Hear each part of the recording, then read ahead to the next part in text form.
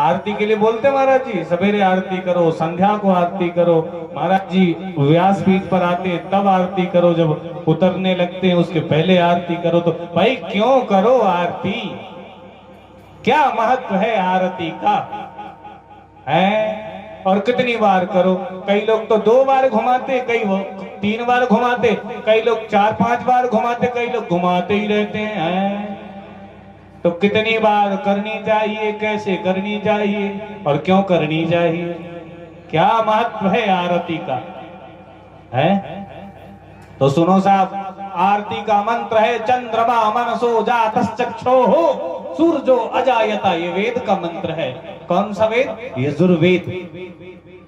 यजुर्वेद का मंत्र है। तो जब भी आरती उतारो तो कैसा मन हो आपका पता है? हम अपने भोलेनाथ की आरती चंद्रमा से उतार रहे हैं। हम अपने बाबा विश्वनाथ की आरती सूरज से उतार रहे। चंद्रमा मनसो जातश्चक्षुः सूर्यो अजायता, ऐसा मनोभाव हो। हाँ, तो कितनी बार करनी चाहिए महाराज आरती?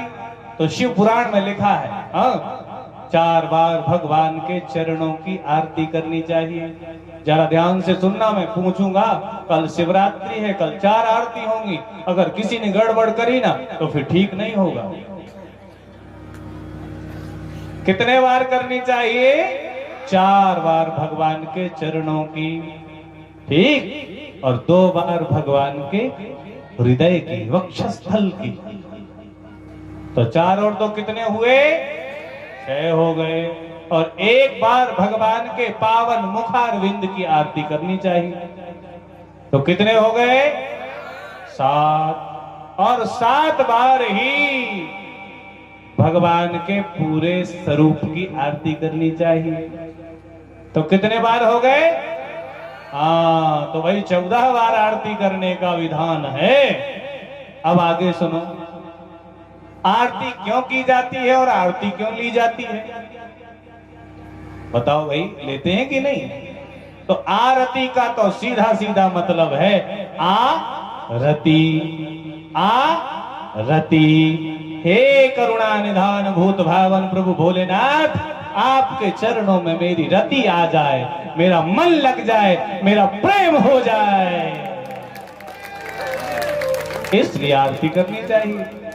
और भाई फूल और फूल की पखुड़ी खाली हाथ तो नहीं करनी चाहिए। जो भी श्रद्धा सुमन है, क्योंकि भाई रिक्त पाणिर न गच्छन्तु राजा नाम देवता गुरु। राजा के दरबार, देवता के यहाँ और भोले बाबा के यहाँ कभी खाली हाथ नहीं जाओ, क्योंकि यहाँ खाली तो फिर खाली ही रहोगे। इसलिए कुछ लेकर के जाओ, श्रद्धा सुमन लेकर के जाओ। ये तो हो गया भाई आरती का महत्व।